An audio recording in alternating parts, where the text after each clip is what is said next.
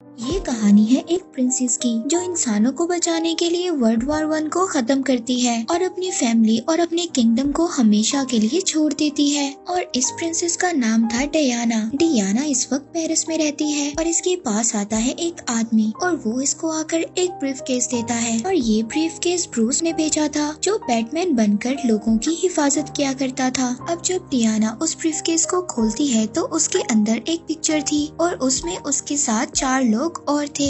और इस brief case में एक नोट भी था जिसमें ये लिखा था, I found the original, maybe one day you will tell me your story. यानी कि मुझे असली तस्वीर मिल गई है और हो सकता है तुम मुझे एक दिन अपनी कहानी सुनाओ। जब डियाना इस नोट को पढ़ती है तो वो अपनी पास्ट लाइफ में चली जाती है, यानी कि यहाँ से स्टोरी फ्लैशबैक में चली जाती है। ये वो वक्त होता है जब डियाना बहुत छोटी बच्ची थी और वो अपनी मदर के साथ एक आइलैंड पर रहा करती थी। उसकी मदर यहाँ की क्वीन थी। इस आइलैंड का नाम था थेमेसिरिया। ये एक हिडन आइलैंड था। इस आइलैंड को कोई भी आम इंसान नहीं देख सकता था, यानी कि ये आइलैंड पूरी दुनिया से छुपा हुआ था। इस आइलैंड की सबसे खास बात ये थी कि इस आइलैंड पर सिर्फ फीमेल्स रहा करती थी। यहाँ पर कोई भी मेल नहीं था और यहाँ पर जितनी भी फीमेल्स थी सब बहुत अच्छी वॉरियर्स थी। ये फीमेल्स हमेशा फाइट की प्रैक्टिस किया करती थी। डियाना जो कि बहुत छोटी बच्ची थी वो इन सबको देखकर उन्हीं की तरह मूव करना शुरू कर देती है। लेकिन डियाना की मदर जो यहाँ की क्वीन है वो कभी भी नहीं चाहती थी कि डियाना कोई फाइट सीखे। वो डियाना से बहुत ज्यादा प्यार करती थी। दरअसल उन्होंने डियाना को मिट्टी से बनाया था और इसके बाद इन्होंने जूइश जो कि गॉड्स के किंग थे उनसे प्रेयर की। उन्होंने उस मिट्टी के स्टैचू में जान डाल दी जो डियाना की मदर ने बनाया था और इस तरह से डियाना इस दुनिया में आई। एक रात डियाना की मदर उसको कहानी सुनाती है। वो बताती है जूइश जो कि देवताओं के देवता हैं, उन्होंने इंसानों को बनाया। वो इंसानों से बहुत ज्यादा प्यार करते थे और उस वक्त इंसान बहुत अच्छे तरीके से आपस में रहा करते थे। लेकिन जूइश का बेटा जो वॉर का देवता था वो इंसानों से जेलस होने लगा। उसने इंसानों के दरमियान जेलसी पैदा कर दी जिसके बाद सब इंसान आपस में लड़ने लगे। फिर जूइश ने इंसानों के दिलों में प्यार पैदा करने के लिए हम लोगों को बनाया और ऐसा हुआ भी। लेकिन कुछ टाइम बाद अर्थ पर जैसा हाल पहले था फिर वैसा हो गया। उस वक्त हम लोग अमेज़न में रहा करते थे। क्योंकि मैं अमेज़न की रानी थी उस वक्त हमने जूइश के बेटे के खिलाफ वॉर की। जूइश ने हमारी मदद के लिए कुछ देवताओं को भेजा लेकिन एरिस उनके बेटे ने सभी देवताओं को मार दिया। जब जूइश अकेले बचे तो उन्होंने अपनी पूरी पावर से एरिस का मुकाबला किया जिसकी वजह से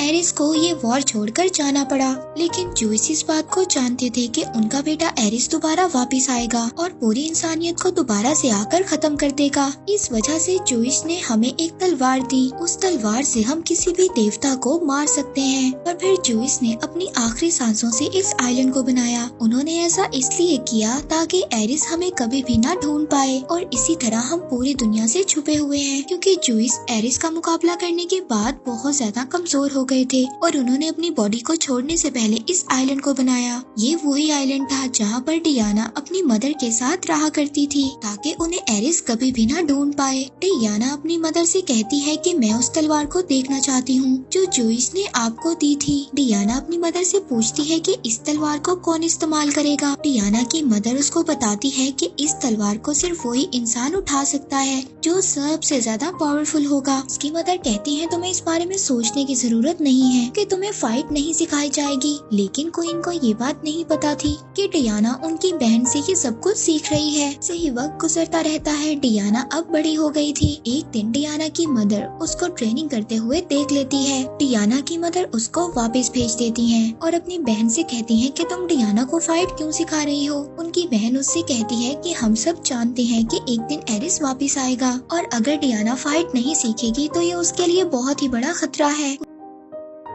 क्वीन अपनी बहन से कहती है कि डियाना जितनी ज्यादा पावरफुल होगी एरिस उसको उतनी ही जल्दी ढूंढ लेगा। क्वीन की बहन उनसे कहती है कि आप चाहो या ना चाहो डियाना को एक दिन एरिस का सामना करना पड़ेगा। फिर डियाना की मदर अपनी बहन से कहती है कि तुम डियाना को एक अच्छी फाइट सिखाओ और होता ऐसे ही है। जैसे जैसे वक्त गुजरता रहता है डियाना एक बहुत ही अच्छी वॉरियर बन जाती है। लेकिन उसके अंदर और भी ज्यादा पावर्स थी जिसके बारे में डियाना को नहीं पता था और ना ही किसी ने उसको उन पावर्स के बारे में बताया था। फिर एक दिन डियाना समंदर के किनारे पर खड़ी थी। वहाँ पर वो देखती है कि एक प्लेन क्रैश होकर समंदर में गिर जाता है और वो समंदर में गिरकर डूबने लगता है। उस प्लेन के अंदर एक आदमी था और वो डूब रहा था, लेकिन डियाना उस आदमी को बचाकर आइलैंड पर ले आती है। डियाना उस आदमी को देखकर हैरान होती है क्योंकि उसने अपनी लाइफ में कभी भी कोई आदमी नहीं देखा था। इस आदमी का नाम स्टीव था। तभी दिखाया जाता है समंदर में कुछ बोट्स और एक जहाज आता है और ये सब के सब स्टीव का पीछा कर रहे थे। ये सभी जर्मन्स थे।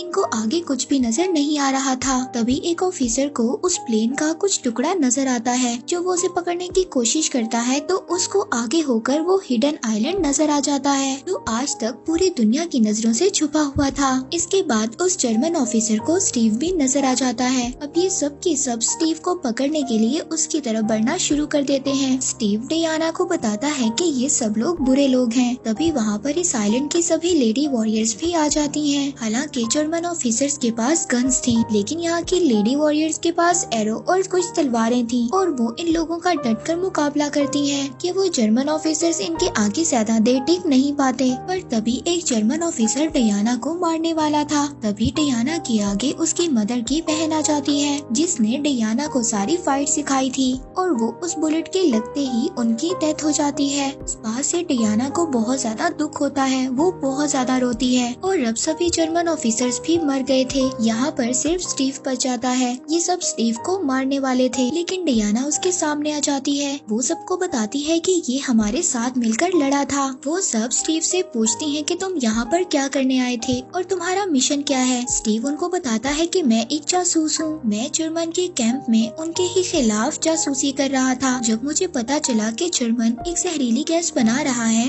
और वो जहरीली गैस बनाकर सभी लोगों को मार सकते हैं, तभी मैं वहाँ से उनकी एक डायरी चुरा कर भाग गया और इस जहरीली गैस को बनाने के लिए वहाँ के जनरल ने ये ऑर्डर दिया है और बहुत जल्दी ऐसा भी हो सकता है कि एक कंट्री दूसरी कंट्री के खिलाफ वॉर करे और इसी तरह सब लोग मर जाएंगे। दरअसल इस आइलैंड के बाहर वर्ल्ड वॉर 1 की तैयारी हो रही थी, लेकिन इस आइलैंड पर रहने वाले लोगों को कुछ भी नहीं पता था। स्टीव कहता है कि अगर मैं ये डायरी वक्त पर अपने हेडक्वार्टर पहुंचा दूं, तो क्या पता हो सकता है ये वॉर यहीं पर रुक जाए और इस तरह लाखों लोगों की जान बच जाएगी। अब ये सारी बातें डियाना को सुनकर ये लगता है कि ये सारा काम एरिस का है। वो एक बार फिर से इंसानियत को खत्म करना चाहता है, लेकिन डियाना ऐसा नहीं चाहती थी। वो इंसानियत को बचाना चाहती थी। लेकिन डियाना अगर इस आइलैंड से बाहर गई तो वो कभी भी दोबारा इस आइलैंड पर नहीं आ सकती। लेकिन डियाना ये फैसला करती है कि वो इंसानियत को बचाएगी। अब वो वॉर में जाने के लिए अपनी पोशाक पहनती है और साथ ही वो तलवार भी ले लेती है जो जूइश ने दी थी। जब डियाना आइलैंड से जा रही होती है तब वहाँ पर उसकी मदर आती है। वो डियाना से कहती है कि अगर तुम इस आइलैंड से बाहर गई तो तुम्हें पता है कि तुम दोबारा इस आइलैंड पर कभी नहीं आ सकती और इंसानों की दुनिया तुम्हारे लायक नहीं है। इसके बाद स्टीव और डियाना जहाज में बैठकर इस आइलैंड से निकल जाते हैं।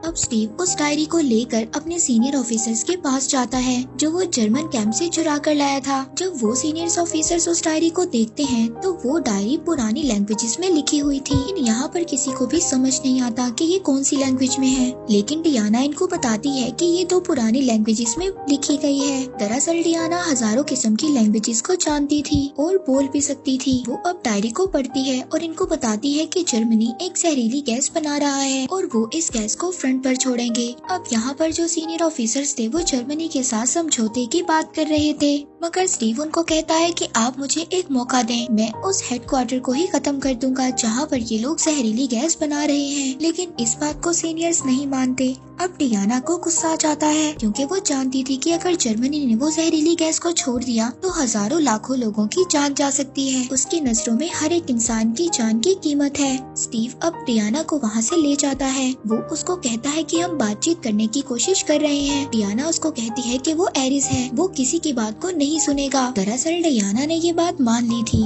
कि इस वॉर का जो लीडर है वो कोई और नहीं बल्कि एरिस है और वो किसी भी कीमत पर इंसानियत को खत्म करना चाहता है। वहीं पर दूसरी तरफ जर्मनी में डॉक्टर मीरू को दिखाया जाता है जो ये सब जहरीली गैसेस बना रही थी। अब उस डायरी के गुम होने से इस डॉक्टर को बहुत ज्यादा परेशानी हो रही थी। जनरल उसके पास आते हैं और उससे पूछते हैं कि तुम्हारा काम कब तक कंप्लीट हो जाएगा। डॉक्टर मीरू जनरल को कहती है कि मैंने एक नई गैस बनाई है, उसका जो भी इंसान इस्तेमाल करेगा वो बहुत ज्यादा पावरफुल हो जाएगा। वो वहाँ पर एक कैप्सूल तोड़ती है जिसका धुआं जब जनरल की नाक में जाता है तो उनके अंदर बहुत ज्यादा ताकत आ जाती है, वो बहुत ज्यादा पावरफुल हो जाते हैं। और साथ ही साथ हमें ये भी दिखाया जाता है कि अब डॉक्टर मीरू को एक नया फॉर्मूला मिल गया था। वो अब इस नए फॉर्मूले से एक नई गैस बना रही थी जिस गैस से लाखों लोगों को एक ही टाइम में मारा जा सकता है। वहीं पर दूसरी तरफ स्टीव अब डियाना को वहाँ पर ले जाने के लिए तैयार हो गया था जहाँ पर वॉर चल रही थी। अब जाने से पहले ये कुछ लोगों की एक टीम बनाते हैं जो मिलकर काम करेंगे। डियाना जब उस जगह पर जाती है तो वहाँ पर लोगों को देखकर उसको बहुत ज्यादा दुख होता है।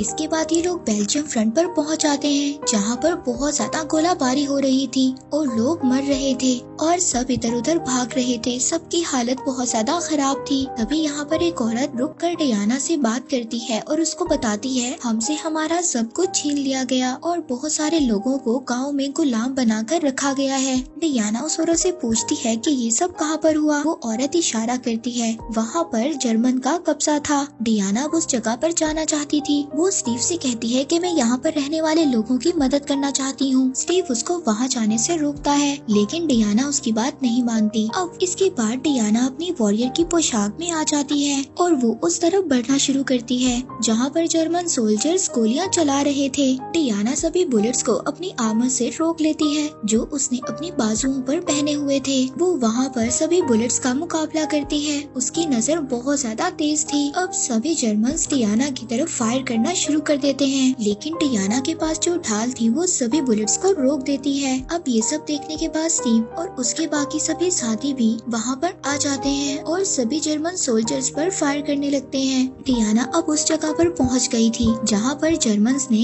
गांव वाले लोगों को अपना गुलाम बनाया हुआ था। डियाना यहाँ पर जर्मन सोल्जर्स को बहुत बुरी तरह मारती है। उस पर वहाँ पर जर्मन ऑफिसर्स बहुत ज्यादा फायर भी करते हैं। यहाँ पर सभी जर्मन ऑफिसर्स को मार देती है। यहाँ पर जो सबके सब गाँव वाले थे वो अब सभी आजाद हो गए थे और ये सब होता है डियाना, स्टीव और उनके बाकी सभी साथियों की वजह से। यहाँ पर सभी गांव वाले डियाना को थैंक यू बोलते हैं और यहाँ पर एक आदमी इनकी पिक्चर भी लेता है जिस पिक्चर में डियाना, स्टीव और उसके 3 दोस्त होते हैं। अब ये वही पिक्चर थी जो बैटमैन ने डियाना को भेजी थी। जिस पिक्चर को देखकर डियाना को पूरी कहानी याद आ रही थी। अब स्टीव को यहाँ पर ये पता चलता है कि जर्मन ऑफिसर्स की एक बहुत बड़ी पार्टी होने वाली है। स्टीव भी उस पार्टी में जाना चाहता था। डियाना और स्टीव दोनों मिलकर डांस की प्रैक्टिस करते हैं और फिर अगले दिन ये दोनों किसी तरह से उस जगह पर पहुंच जाते हैं जहां पर उन जर्मन ऑफिसर्स की पार्टी होने वाली थी। यहाँ पर सिक्योरिटी बहुत ज्यादा थी लेकिन ये लोग किसी तरह भी अंदर जाना चाहते थे। वहाँ पर जर्मन का जनरल भी आने वाला था जिसको डियाना एरिस समझती है। सबसे पहले स्टीव जर्मन ऑफिसर बनकर अंदर जाता है। वहाँ पर जाकर ये उस डॉक्टर से मिलता है जिसने ये जहरीली गैस बनाई थी। उससे इंफॉर्मेशन लेने की कोशिश करता है लेकिन इस बात का कोई भी फायदा नहीं होता।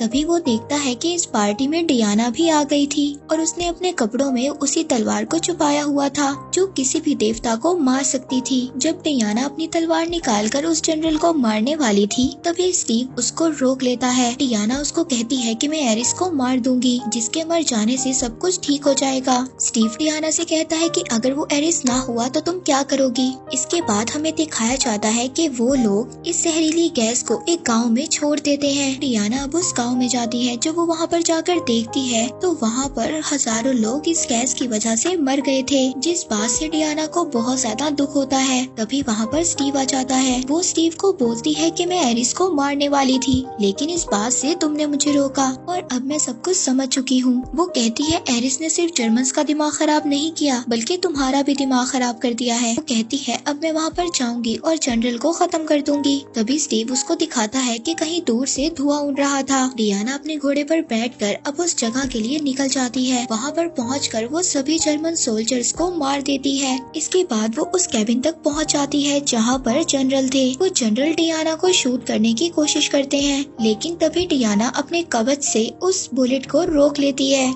इसके बाद जनरल उस धुएं को अपने नाक में ले लेते हैं जो डॉक्टर मीरू ने बनाया था, जिसके धुएं की वजह से वो बहुत ज्यादा पावरफुल हो गए थे। यहाँ पर डियाना और जनरल के बीच में फाइट होती है। डियाना अपनी तलवार से जनरल को मार देती है और वो उसको मारने से पहले कहती है, मैं सभी इंसानियत की खातिर और उनकी अच्छाई के लिए तुम्हें मार रही हूँ। इसके बाद वो जनरल को मार देती है। अब उसको ऐसा लग रहा था कि इसके मरने के बाद सब कुछ ठीक हो जाएगा, लेकिन ऐसा कुछ भी नहीं होता। वहाँ पर जितने भी जर्मन लोग थे वो सभी वॉर की तैयारी कर रहे थे। देखकर डियाना बहुत ज्यादा शॉक्ड हो जाती है, क्योंकि उसको ऐसा लगता था कि जब वॉर के किंग को मार दिया जाता है तो वॉर खत्म हो जाती है। तभी वहाँ पर स्टीव आ जाता है। डियाना स्टीव से कहती है कि मैंने एरिस को मार दिया है, लेकिन इसके बावजूद लोग वॉर की तैयारी कर रहे हैं। स्टीव कहता है कि मुझे एरिस के बारे में कुछ नहीं पता। डियाना उसको कहती है कि मैंने खुद देखा है, जो बच्चे मर रहे थे लेकिन कोई भी इंसान उनकी तरफ तवज्जो नहीं दे रहा था। ऐसा तभी होता है जब एरिस लोगों के दिमाग को अपने कंट्रोल में ले लेता है। स्टीव कहता है कि क्या पता लोग ऐसे ही हों, वो लड़ना चाहते हों। डियाना उसको कहती है कि मेरी मदर ने ठीक कहा था, इंसान हमारी मदद के लायक है ही नहीं। स्टीव कहता है कि मुझे तुम्हारी मदद की जरूरत है, अगर तुमने मेरी मदद नहीं की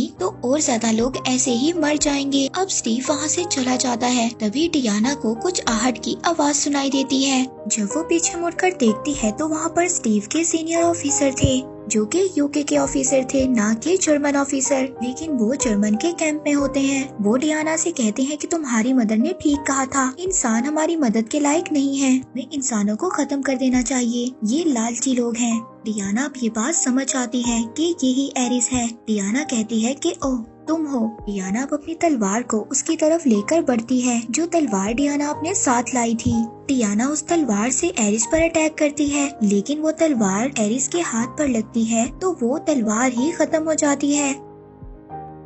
डियाना ये देखकर पूरी तरह शॉक्ड हो जाती है, क्योंकि डियाना को ये लगता था कि वो इस तलवार से एरिस को मार सकती है। एरिस उसको कहता है कि इंसानों ने हमारे अर्थ को हमसे छीना है और वो पूरी तरह से उसको बिगाड़ रहे हैं। जब मेरे फादर ने मुझ पर अटैक किया तो उनकी अटैक की वजह से मैं बहुत ज्यादा कमजोर हो गया था और मैंने हजारों साल इंतजार किया, और आज जो सभी इंसान जहरीली गैसेस को बना रहे हैं उनके फॉर्मूलाज मैंने ही इंसानों के दिमाग में डाले थे। मैंने पहले भी कोशिश की थी लेकिन मैं कामयाब नहीं हो पाया, लेकिन अब मुझे सक्सेसफुल होने से कोई भी नहीं रोक सकता। अब वो डियाना को विजन्स में ले जाता है। वहाँ पर जाकर वो डियाना को दिखाता है कि देखो इंसान किस तरह से हमारे अर्थ को डिस्ट्रॉय कर रहे हैं। वो कहता है कि तुम मेरे साथ मिल जाओ, हम दोनों मिलकर अर्थ पर रहने वाले लोगों को डिस्ट्रॉय कर देंगे, इसके बाद ये अर्थ हमारा होगा। वो डियाना को ये भी बताता है कि जिस तलवार से तुमने मेरे ऊपर अटैक किया था वो देवताओं को मारने वाली तलवार नहीं थी, बल्कि वो हथियार तो तुम खुद हो, जो जूइश ने अपने हाथों से बनाया था। दरअसल जूइश ने डायना को इसलिए बनाया था ताकि वो इंसानों को बचा सके और एरिस का मुकाबला कर सके, लेकिन डियाना उसको मना कर देती है। वो कहती है कि मैं तुम्हारी सोच का कभी भी हिस्सा नहीं बन सकती। अब यहाँ पर डियाना और एरिस के दरमियान फाइट स्टार्ट हो जाती है। दूसरी तरफ स्टीव और उसके साथियों को ये बात पता चलती है कि जर्मन के लोग बहुत सारी जहरीली गैसेस को लंदन में गिराने वाले हैं, जिससे वो पूरा सिटी डिस्ट्रॉय हो जाएगा, और उन्होंने इन बॉम्ब्स को एक प्लेन में लोड कर दिया था। स्टीव चाहता था कि इस प्लेन को हवा में ही डिस्ट्रॉय कर दिया जाए ताकि ये जहरीली गैसें कभी भी अर्थ तक ना पहुंच सकें। दूसरी तरफ डियाना और एरिस को दिखाया जाता है कि उन दोनों के दरमियान में बहुत ही जबरदस्त फाइट हो रही थी। तभी वहाँ पर एक बहुत बड़ा ब्लास्ट होता है। डियाना साइड पर जाकर गिरती है। वहाँ पर स्टीव आ जाता है। वो डियाना से कहता है कि मुझे जाना होगा। डियाना उसको कहती है कि तुम फिक्र नहीं करो, मैं सब कुछ संभाल लूंगी। स्टीव कहता है कि मुझे लोगों को बचाने दो, मैं तुमसे बहुत ज्यादा प्यार करता हूँ। इसके बाद स्टीव उस प्लेन पर चढ़ जाता है जिस प्लेन के अंदर गैसेस वाले बॉम्ब थे। वहीं दूसरी तरफ एरिस ये चाहता था कि डियाना उसके साथ मिल जाए, लेकिन डियाना ऐसा नहीं चाहती थी। एरिस डियाना पर अटैक कर देता है। एरिस डियाना को जमीन पर गिरा देता है। तभी डियाना आसमान की तरफ देखती है। वो प्लेन को देखती है, उसमें स्टीव था। स्टीव उस प्लेन के साथ खुद को ब्लास्ट कर देता है, जिससे उस प्लेन में स्टीव भी मर जाता है। डियाना इस चीज को बर्दाश्त नहीं कर पाती। वो बहुत जोर से चीखती है डियाना एरिस की पावर से छूट गई थी। वहीं दूसरी तरफ स्टीव के जो दूसरे साथी थे वो उस हेडक्वार्टर को ब्लास्ट कर देते हैं जिनमें उन जहरीली गैसेस को बनाया जाता था और वो डॉक्टर वहाँ से बाहर निकल जाती है। वो डियाना के सामने आ जाती है। एरिस कहता है मार दो इसे, यही इंसान का असल चेहरा है। ये लोग आपस में एक दूसरे को मारना चाहते हैं। डियाना उसको मारने के लिए एक टैंक उठा लेती है। तभी उसकी आंखों के सामने स्टीव का चेहरा आ जाता है। जिसने चाहते हुए कहा था कि हमेशा प्यार के रास्ते पर चलना। इसीलिए डियाना अब डॉक्टर को छोड़ देती है और दोबारा से एरिस पर अटैक कर देती है। अब फाइट में एरिस अपनी पावर्स का इस्तेमाल करता है। अब वो बिजली से डियाना पर अटैक करता है, लेकिन डियाना उस बिजली को अपने हाथों में एब्सॉर्ब कर लेती है। एरिस एक बार फिर ऐसे ही अटैक करता है। डियाना बहुत सारी बिजली को अपनी पूरी बॉडी के अंदर एब्सॉर्ब कर लेती है और हवा में उड़कर वो सारी की सारी बिजली एरिस पर छोड़ देती है और इस तरह एरिस का एंड हो जाता है। और वहाँ पर जो सभी सोल्जर्स थे वो वॉर को खत्म कर देते हैं और एक दूसरे के गले मिलते हैं और इस तरह इस वॉर का एंड हो जाता है। और इस वॉर में जितने भी सोल्जर्स थे वो दोबारा अपने घर आ जाते हैं, अपनी फैमिली से मिलते हैं। चारों तरफ खुशियाँ होती हैं। कहानी दोबारा प्रेजेंट में आती है जहाँ पर ये वंडर वुमन ये सब कुछ सोच रही थी। वो कहती है कि मैंने हमेशा इंसानों को बचाने की कोशिश की। इस कोशिश में मैंने दो चीजें देखी, एक अंधेरा और दूसरा उजाला, जो हर एक इंसान के अंदर होता है। और ये हमें खुद डिसाइड करना होता है कि हम अंधेरे की तरफ जाएं या फिर उजाले की तरफ। और मैं जानती हूँ कि दुनिया को सिर्फ लव यानी कि प्यार से बचाया जा सकता है। इसके बाद वो बैट्समैन को मेल करती है क्योंकि उसने उसको वो पिक्चर दी थी जिसमें उसकी बहुत सारी यादें थी। और फिर हमें लास्ट में दिखाया जाता है कि वो अपने वंडर वुमन के ड्रेस में दोबारा से दुनिया को बचाने के लिए तैयार है। और इसी के साथ ये मूवी यहीं पर एंड हो जाती है।